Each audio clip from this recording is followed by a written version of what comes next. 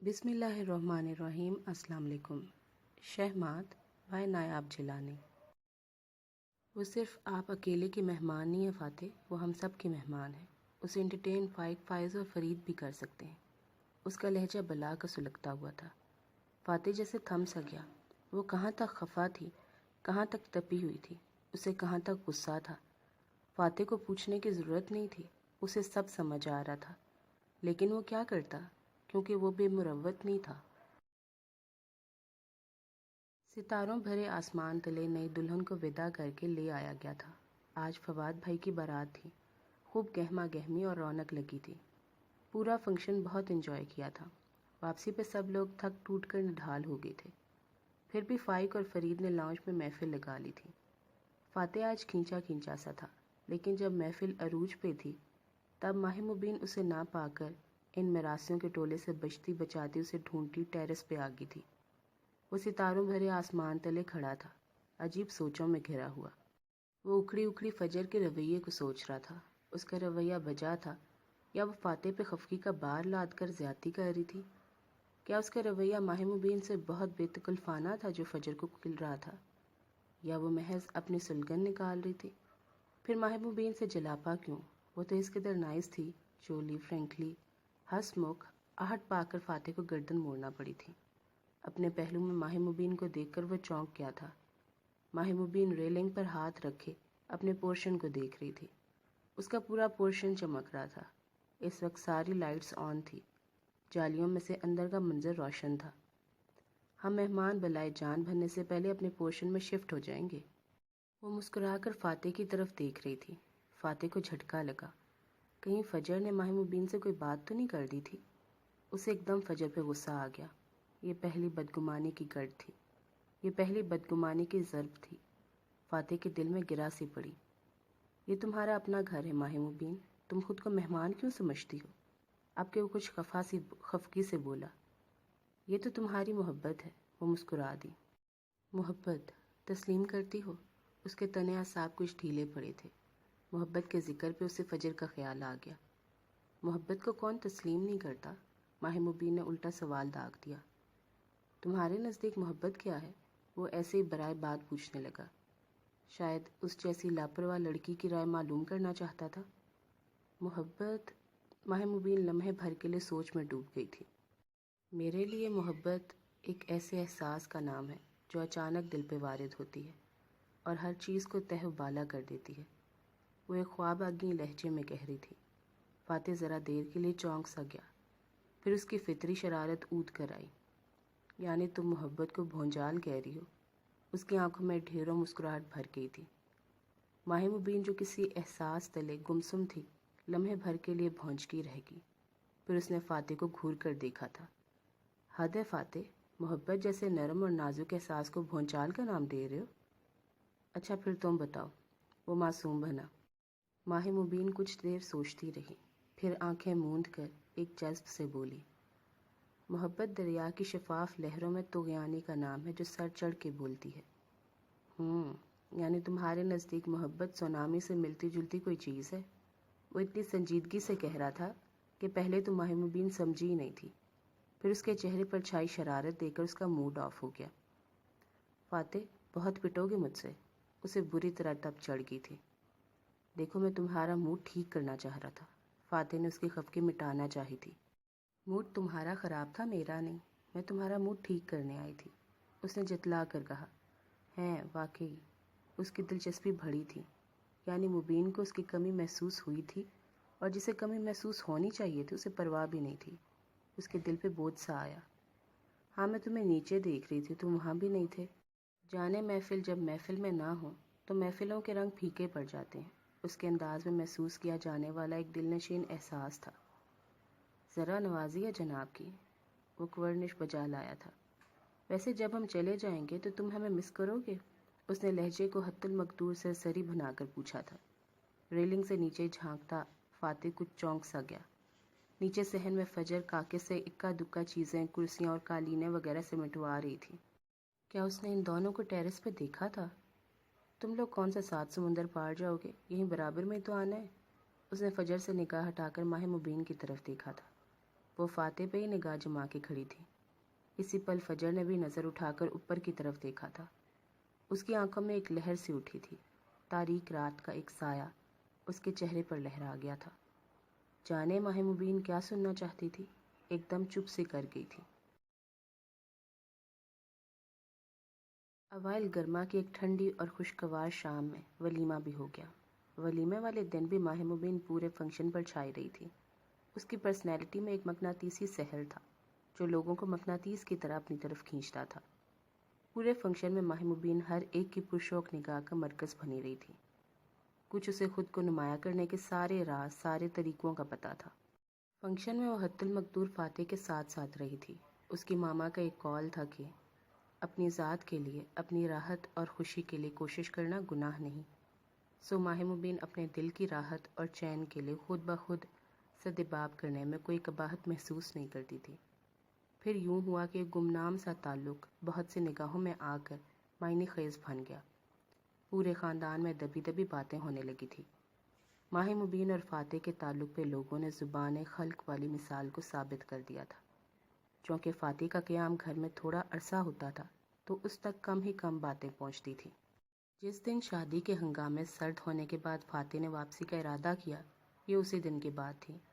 اس دن ماہ مبین بھی واپس جا رہی تھی۔ اس کے ماما اور بابا اور ماہ نور تو پہلے ہی جا چکے تھے۔ قریب 1 ماہ بعد انہوں نے ادھر شفٹ ہو جانا تھا۔ فاتح اپنے روم میں تھا جب ماہ مبین اسے تلاش کرتی آ گئی۔ وہ فاتح کے ساتھ ہی واپس جا رہی تھی۔ تمہاری پیکنگ ہو گئی؟ ماہ مبین نے اندر آتے ہوئے پوچھا تھا۔ ان دونوں میں اتنی بے تکلفی تو ہو چکی تھی جو وہ بے دھڑک ایک دوسرے سے ہر بات کر لیتے تھے۔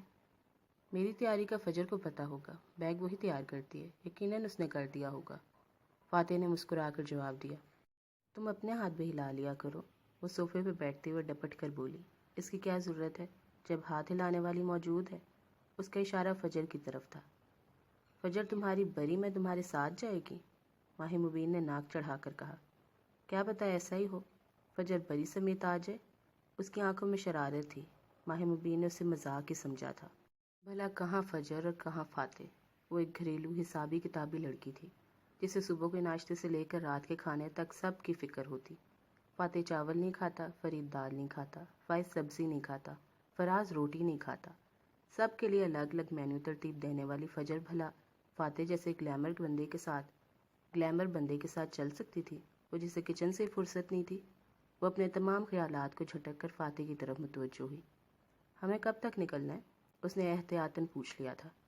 ویسے وہ چاہتی تھی کہ جلد از جلد یہاں سے نکل لیں۔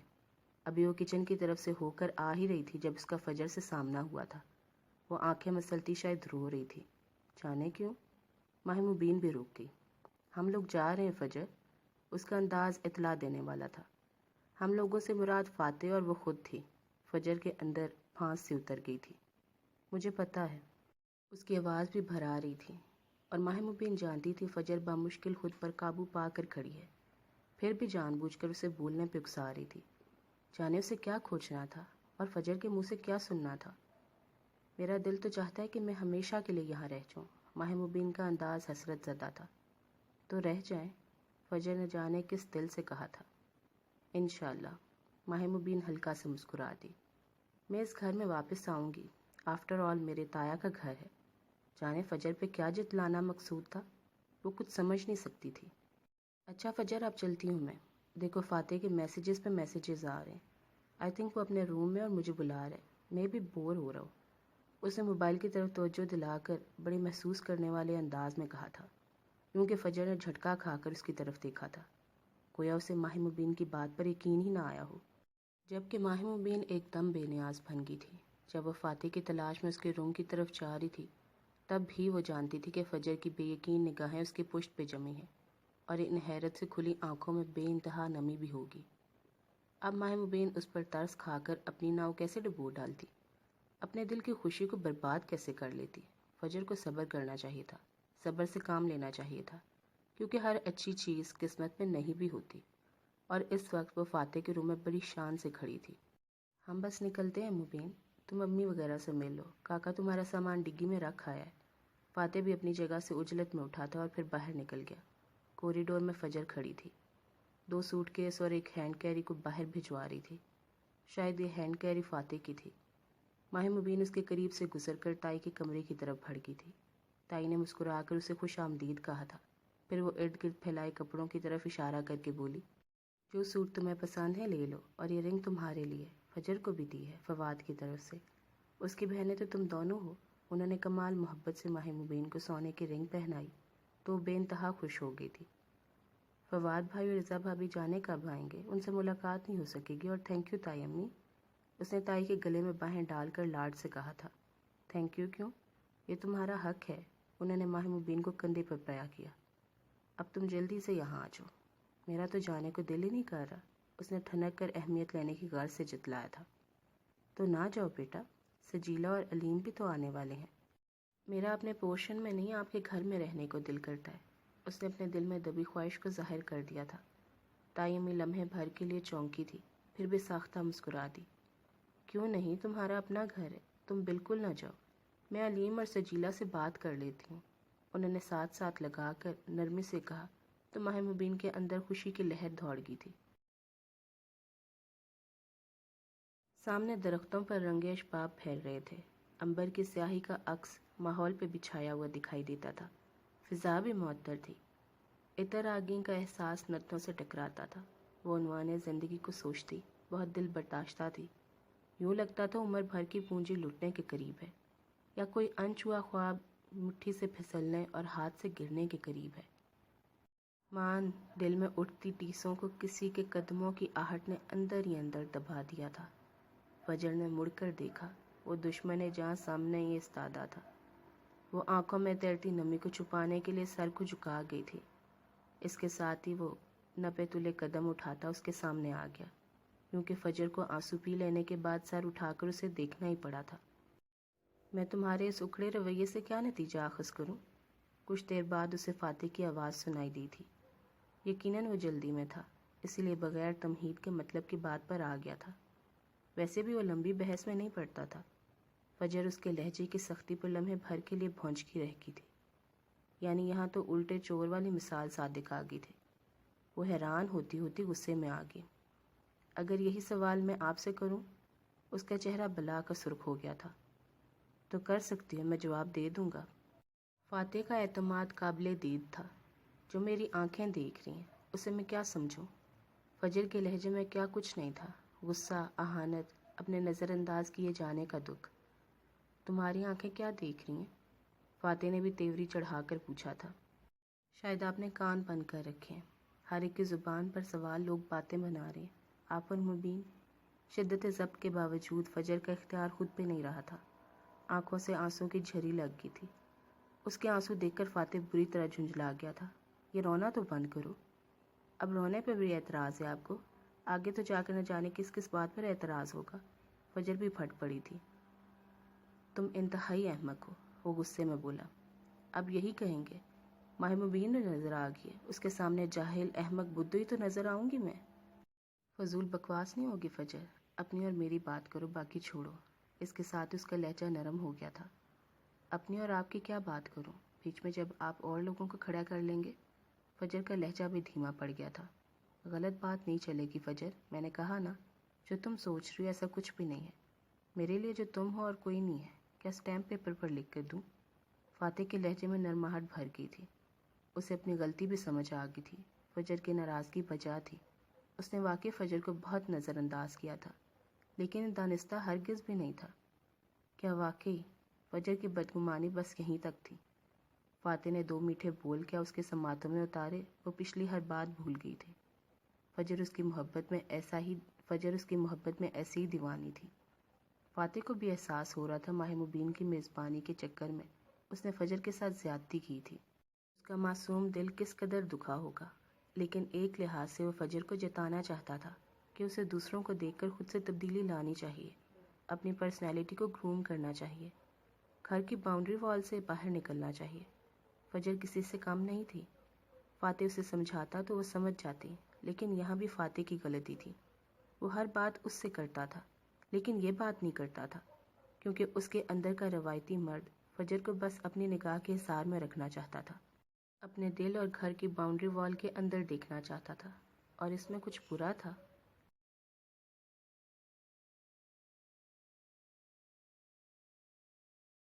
کبھی کبھی لمحوں کی لغزش اور دل کی ذرہ بھر تبدیلی عمر بھر کا روگ بن جاتی ہے۔ ماہ مبین کے لیے تایا کے گھر سے واپسی کا سفر بڑا کٹھن اور محال تھا۔ وہ دل پہ نادیدہ بوجھ لے کر آئی تھی۔ وہ اپنے خواب، تمنائیں اور دل پرایا کر آئی تھی۔ اسے فاتح سے محبت ہو گئی تھی۔ ماما کو اس کی کیفیت پہ ہول اٹھتے تھے۔ وہ اس کے ارد گرد چکراتی رہتی تھی۔ ماہ مبین ان کی اکلوتی بیٹی تھی۔ وہ اسے ہمیشہ خوش اور شاد باد دیکھنا چاہتی تھی۔ وہ اسے بوکھلایا بوکھلایا پھرتا دیکھ کر تفکر کے گھیرے میں آ جاتی تھی۔ مجھے تمہاری بہت فکر ہے مبین، تم ایسی تو نہیں تھی۔ مجھے اس نے ایسا بنا دیا ہے ماما، میرے اختیار میں کچھ بھی نہیں۔ ایک دن وہ سجیلا کی گود میں سر رکھ کر رو پڑی تھی۔ تب سجیلا کو سمجھ میں آیا ماہ مبین فاتح کی محبت میں بہت آگے تک چلی جا چکی ہے۔ کیا فاتح کا تمہارے ساتھ کوئی کانٹیکٹ ہے؟ سجیلا کچھ سوچتے ہوئے بولی۔ جی۔ تمہیں کیا لگتا ہے وہ تم میں انٹرسٹڈ ہے؟ وہ نہ جانے کیا پوچھنا چاہتی تھی۔ اس نے گہرا سانس لیا۔ واضح تو کچھ نہیں، لیکن اتنا مجھے یقین ہے وہ مجھے پسند کرتا ہے، مجھ سے متاثر ہے، ماہ مبین نے کچھ سوچتے ہوئے بتایا تھا۔ تم اس سے کہو نا اپنا پرپوزل بھیجے، انہوں نے بے چینی دبا کر کہا تھا۔ میں کیسے کہہ سکتی ہوں ماما، بہت برا لگے گا، وہ اتنا بھی لبرل نہیں ہے، میری بات ہضم کر جائے گا۔ ماہ مبین کو ماما کے مشورے میں کامیابی کا کوئی چانس نظر نہیں آتا تھا۔ کیا اسے اتنا بولڈ سٹیپ لینا چاہیے تھا؟ اور جب ماہ نور اس کی کیفیات پر چوکنا ہوئی، تب اس نے نور تک اپنی بے بسی کی ہر اذیت پہنچا دی تھی۔ وہ اس کی دوست تھی، اس کی تکلیف پہ تڑپ گئی تھی۔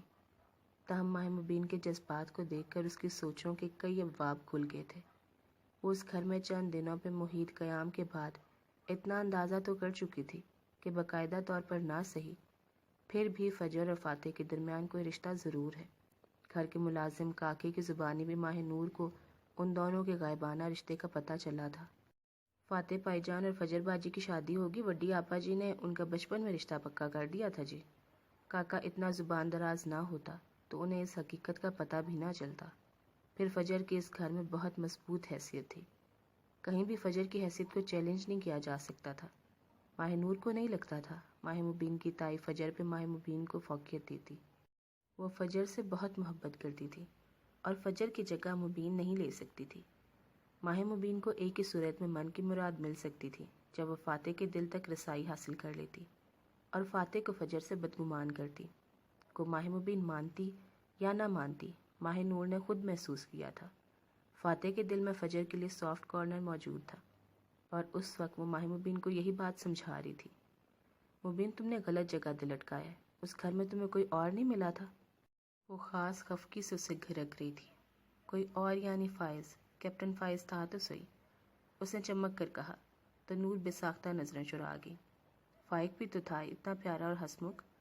نور کی آواز کمزور تھی۔ ماہ مبین ہنس پڑی۔ یہ دل کے فیصلے ہوتے میری جان، چھان پٹک کے نہیں ہوتے، ورنہ تم بھی فرید یا فائق پہ نظر رکھتی، فائز پہ نہیں۔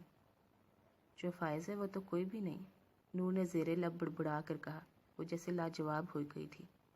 اور جو فاتح ہے اس جیسا بھی کوئی نہیں۔ ماہ مبین کے اندر میٹھا میٹھا درد پھیلنے لگا تھا۔ تمہیں لگتا ہے فاتح کوئی سٹینڈ لے گا؟ ماہ نور اسے اصل بات کی طرف لے آ رہی تھی۔ ماہ مبین نے گہرا سانس کھینچا تھا۔ اسے سٹینڈ لینا پڑے گا۔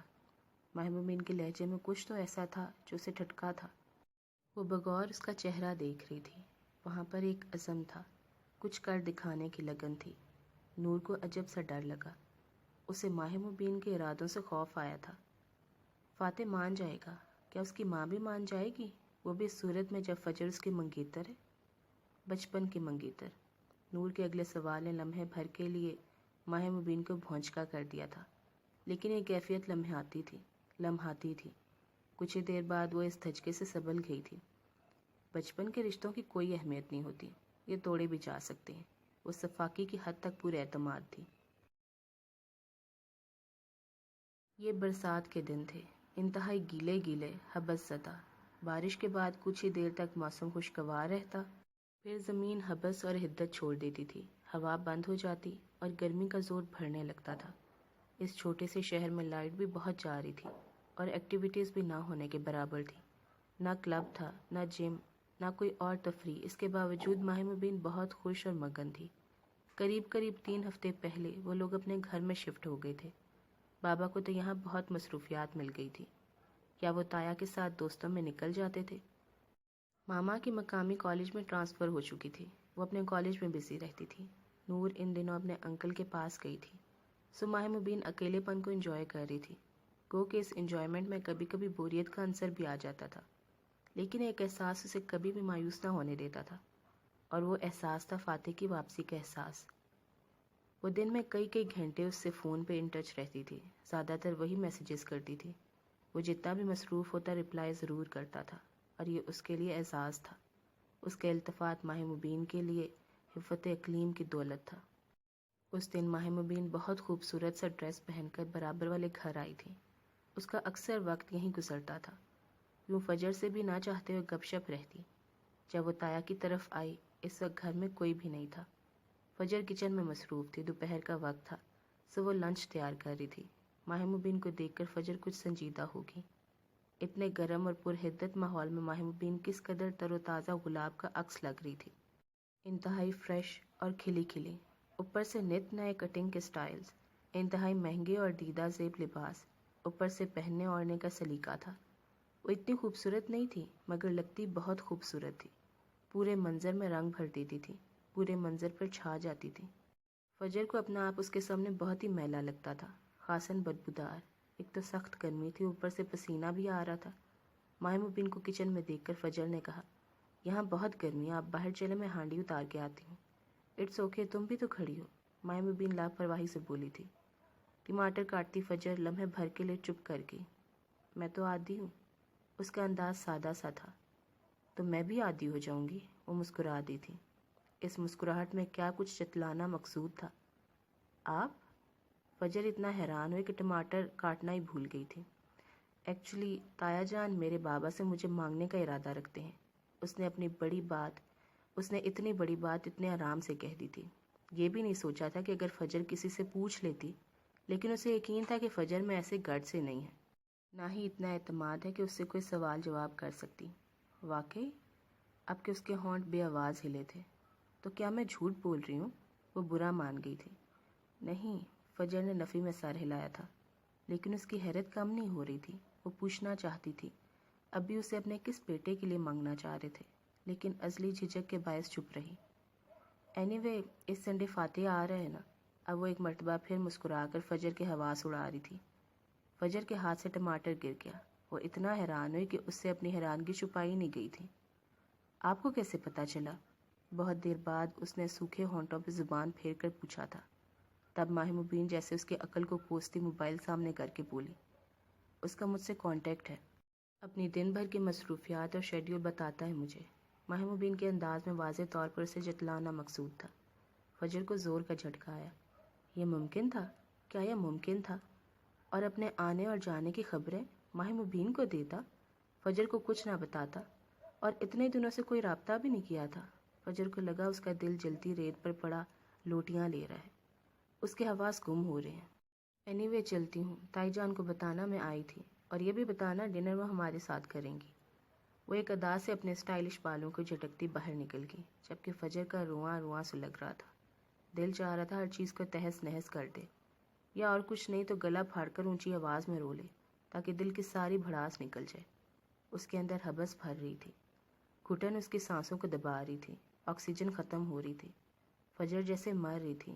اس کے ساتھ ہی کاکے کی اونچی پکار نے فجر کو چونکایا تھا۔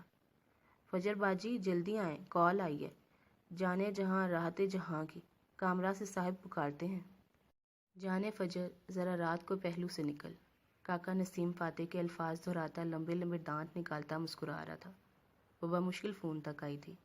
تب کاکے نے ریسیور منہ سے لگا کر دوسری طرف اطلاع دی، ماؤنٹ ایوریسٹ سر کر کے آئی ہیں، پھر کس تگمے سے نوازیں؟ دوسری طرف سے انتہائی بشاشت بھرے لہجے میں پوچھا گیا تھا۔ تگمہ خاص شادی خانہ آبادی۔ وہ بھی تو کاکا تھا، انہی کا شاگرد، نہلے پہ دہلا، سیر پہ سوا سیر۔ فاتح نے اس کی بات کو خوب انجوائے کیا۔ آبادی یا بربادی؟ فجر باجی کے ساتھ ہوئی تو گارنٹی دوں گا آبادی کی، کسی اور کی ضمانت نہیں اٹھا سکتا۔ کاکے نے اپنی عمر سے بڑی بھڑک ماری تھی۔ فاتح خوب ہنستا ہی رہتا۔ فجر باجی کے علاوہ اور کون ہے؟ وہ بڑی دلچسپی سے پوچھ رہا تھا۔ یہ تو آپ کو پتہ ہوگا، اس نے صاف خود کو بچایا تھا۔ بڑی چیز ہے تو کاکے، فاتح نے مصنوعی خفگی سے کہا تھا۔ ذرا شان فجر کو بلا، تیری شکایت لگاؤں میں۔ دیکھ لے، میں بھی آپ کے راز آؤٹ کر دوں گا، کاکے نے بھی جواباً دھمکی دی تھی۔ میرے راز؟ اس نے غصے سے کہا۔ بھول گئے کیا؟ وہی جو آپ ماہ مبین باجی سے مل کر فجر باجی کی سالگرہ کا پلان بنا رہے تھے؟ آپ کے کاکے نے آواز دھیمی کر لی تھی۔ وہ نہ بھی آواز دھیمی کرتا تب بھی فجر کا کون سا ان کی طرف دھیان تھا؟ وہ تو ابھی تک ایک ہی سلگتے منظر میں کھوئی تھی۔ ماہ مبین کا انداز، لب و لہجہ اور فاتح کے ساتھ رابطوں کے انکشافات، فجر کا تن من سلگ رہا تھا۔ خبردار جو تو نے ہوا بھی نکالی تو تیرا بھرکس نکال دوں گا کاکے، اس نے دھمکی دی تھی۔ کاکا اس کی دھمکی سے ڈر گیا تھا اور ریسیور فجر کو تھما کر نودو یانا ہو گیا تھا، اور ادھر فجر کتنی دیر تک ریسیور کو ہاتھ میں پکڑے گمسم کھڑی رہی تھی، حتیٰ کہ ہیلو ہیلو کی بے چین آوازوں نے اسے گہرا سانس کھینچنے پر مجبور کر دیا تھا۔ اس کے سانس لینے سے ہی سمجھ گیا تھا کہ وہ فون پر موجود ہے۔ فجر، اس نے نرمی اور حلاوت کی حد کرتے ہوئے لہجے میں شیرینی گھول کر پکارا تھا۔ فجر کو اس کا انداز گولی کی طرح لگا تھا۔ اس کے اندر سلگتی آگ کچھ اور بھڑک گئی تھی۔ چپ کیوں ہو یار، بولتی کیوں نہیں؟ فاتح نے سابقہ نرمی بھرے لہجے کو برقرار رکھا تھا، تب بڑی ہمت کر کے فجر کو اپنے حواسوں میں آنا پڑا تھا۔ کیا بولوں؟ اس کا انداز سلگتا ہوا پرازیت تھا۔ وہ پھاڑ کھانے کو نہیں دوڑی تھی، اس کے لہجے میں واضح شکستگی تھی۔ کیا ہوا ہے، ٹھیک ہو نا تم؟ اب کے فاتح متفکر ہو گیا تھا۔ ٹھیک تو آپ نہیں ہیں، میں تو فٹ ہوں، فجر کو کہنا پڑا، اور میں آلریڈی فٹ ہوں۔ اس کا تن سمجھ نہیں سکا تھا۔ پر مجھے نہیں لگتے۔ آؤں گا تو فٹ کر دینا، ٹھیک ہے؟ فاتح نے مسکرا کر ماحول کی کثافت کو کم کرنا چاہا۔ اسے لگ رہا تھا فجر کے ساتھ کوئی مسئلہ ہے، یا وہ بہت الجھی ہے۔ کیوں، آپ کے مسیحا چھٹی پر چلے گئے ہیں کیا؟ اس نے گہرے کاٹدار لہجے میں وار کیا تھا۔ فاتح لمحے بھر کے لیے کسی سوچ میں ڈوب گیا تھا۔ شاید وہ اس کے اکھڑے رویے کی وجہ جاننا چاہتا تھا۔ میں سمجھا نہیں فجر، مسئلہ کیا ہے تمہارے ساتھ؟ تمہیں ہو کیا رہا ہے؟ اس قدر روکھی ہو گیا؟ ماہ مبین تمہاری وجہ سے پریشان تھی، ابھی کچھ دیر پہلے اس نے میسج کیا تھا اور کال بھی۔ وہ تمہاری وجہ سے خاصی متفکر تھی۔ تمہیں کیا ہے فجر؟ اس نے بے حد نرمی سے تفصیلاً جواب دیا اور استفسار کیا تھا۔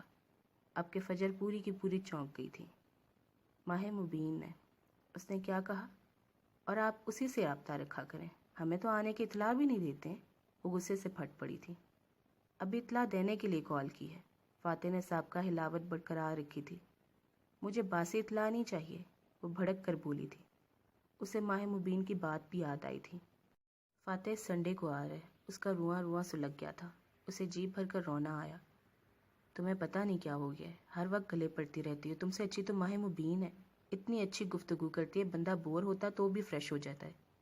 غیر ارادتاً اس کے منہ سے ماہ مبین کی تعریف میں الفاظ پھسل گئے تھے، اور اتنا کہنا عذاب ہو گیا تھا۔ فجر کو یوں لگا تھا جیسے فاتح نے اسے چابک دے مارا ہو۔ کیا وہ ماہ مبین کو اس پہ فوقیت دے رہا تھا؟ کیا ماہ مبین اچھی ہے مجھ سے؟ ہاں وہ تو بہت اچھی ہے، آپ کو سوٹ بھی وہی کرتی ہے، اس کی تعریفیں تو کریں گے۔ میں تو اجرٹ ہوں، عام سی ہوں، کسی کام کی نہیں ہوں میں، آپ کو میں کیوں اچھی لگوں گی بھلا؟ فجر کے منہ میں جو آیا وہ بولتی چلی گئی، یہاں تک کہ فاتح کا دماغ بھی کھول گیا۔ تمہاری کھوپڑی کے اندر کسی گدھے کا بھیجا فٹ ہے، اور گدھے سے کسی عقل مندی کی توقع نہیں کی جا سکتی ہے، فاتح نے غصے میں چلا کر کہا۔ اور ماہ مبین، وہ تو بہت اعلیٰ عرفہ، ذہین، فطین اور قابل ہستی ہے۔ وہ رونے لگی تھی۔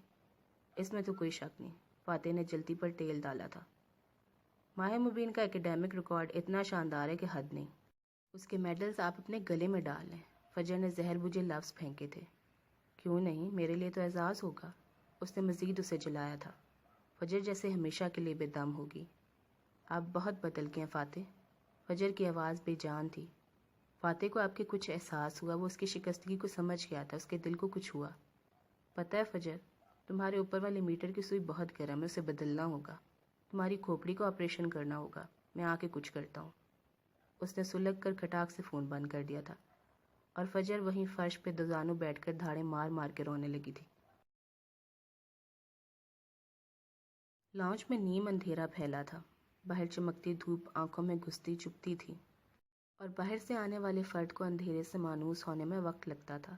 اس کی آنکھوں کے سامنے بھی نیم تاریک چادر سی تنی تھی۔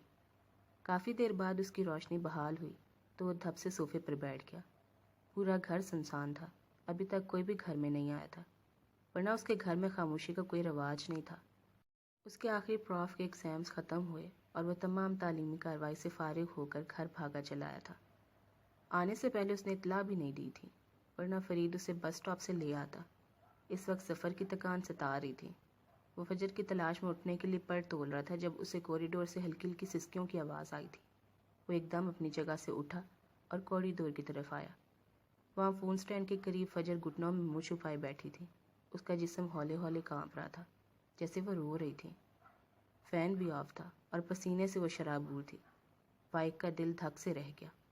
فجر کو روتا دیکھنا اس گھر کے ہر فرد کے لیے محال تھا، جتنی وہ فواد اور فائز کو عزیز تھی، اسی قدر فائق فرید اور فراز کو پیاری تھی۔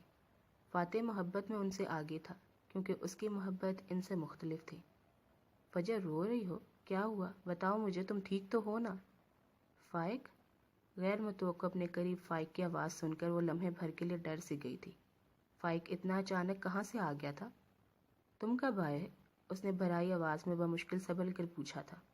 جب تمہارا پہلا آنسو گرا تبھی میں کہوں دل اتنا بے چین کیوں تھا؟ فائق تڑپ کر بولا تھا۔ پھر وہ اپنی جگہ سے اٹھا اور فجر کے لیے پانی کا گلاس لے آیا۔ اب بتاؤ کیا ہوا؟ فجر دیوار سے ٹیک لگا کر گہرے گہرے سانس کھینچنے لگی۔ فائق تفکر سے اسے دیکھتا رہا۔ پتہ نہیں اسے کیا ہوا تھا، گھر میں تو کوئی اسے کچھ بھی نہیں کہہ سکتا تھا، تو پھر فاتح؟ اس کا ذہن جیسے ایک نقطے پر ٹھہر گیا تھا۔ تمہیں فاتح نے کچھ کہا ہے؟ اس کا لہجہ پوری یقین تھا، جس میں جھوٹ سننے کی کوئی گنجائش نہیں تھی۔ پتہ نہیں فاتح کو کیا ہو گیا ہے، وہ بہت بدل گئے ہیں۔ فجر ایک مرتبہ پھر رونے لگی۔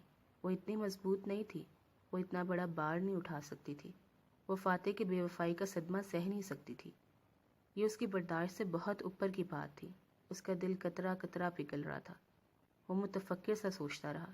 فی الحال اسے فجر کو تسلی دینا تھی۔ ایسا نہیں ہے فجر، تمہیں وہم ہوگا۔ فاتح کیوں بدلے گا؟ وہ تم سے بہت پیار کرتا ہے۔ فائق نے اسے ڈھارس پہنچانی چاہی تھی۔ تمہارا تو بھائی ہے نا، تم تو اسی کی سائڈ لوگے۔ وہ فائق سے بھی بددل ہوئی تھی، اس لیے کہ وہ فجر کی بات پہ یقین کرنے کی بجائے مسلسل فاتح کو سپورٹ کر رہا تھا۔ تم میری بہن ہو، تمہاری سائڈ زیادہ لوں گا۔ اگر فاتح نے کوئی لغزش کی یا وہ رستے سے بہک گیا تو عمر بھر یاد رکھے گا، ہم 6 کے 6 اس کا جینا حرام کر دیں گے۔ تم کیوں غم کھاتی ہو 6 جوان بھائیوں کے ہوتے ہوئے؟ فائق نے اس کا شانہ تھپتھپا کر کہا تھا۔ فجر کے بہتے آنسو تھمنے لگے۔ وہ راستے سے ہٹ کے ہیں، وہ اپنی بات پہ زور دے رہی تھی۔ دیکھتے ہیں وہ کہاں تک گیا ہے، ہم اسے کنٹرول کر لیں گے، بس تم فکر نہ کرو۔ فائق نے اسے جیب بھر کے تسلی اور دلاسا دیا تھا۔ آپ سب کچھ کر سکتے ہیں، مگر فاتح کو زبردستی میرے ساتھ محبت کرنے پر مجبور نہیں کر سکتے۔ فجر نے غم کی عجیب کیفیت میں غیر ارادتاً کہہ دیا تھا، گو کہ اسے فائق کے سامنے یہ نہیں کہنا چاہیے تھا۔ فائق نے بمشکل اپنی ہنسی چھپائی تھی۔ تم غم کیوں کھاتی ہو؟ ہم اسے زبردستی تم سے محبت کرنے پر مجبور کر دیں گے، اس نے ایک ایک بات پر زور دے کر کہا تھا۔ فجر سمجھی ہی نہیں تھی، اس کی شرارت پہ غور بھی نہیں کر سکتی تھی۔ زبردستی کی محبت بھی کوئی محبت ہوتی ہے؟ اس کے لہجے میں عجیب سی یاسید تھی۔ وہ پہلے اور تھے اور اب اور ہیں۔ چھٹی پہ گھر آتے تھے تو ہر وقت میرے ساتھ رہتے تھے، مجھ سے اپنی ہر بات شیئر کرتے تھے، لیکن اب ایسا بالکل بھی نہیں ہے۔ ایسا لگتا ہے جیسے انہیں کوئی اور مل گیا ہے۔ وہ کھل کر ماہ مبین کا نام نہیں لے رہی تھی۔ وہ کوئی ہمارے آس پاس ہے کیا؟ اب کہ فائق انتہائی سنجیدہ ہو گیا تھا۔ فجر کا سر اس بات میں ہلتا چلا گیا۔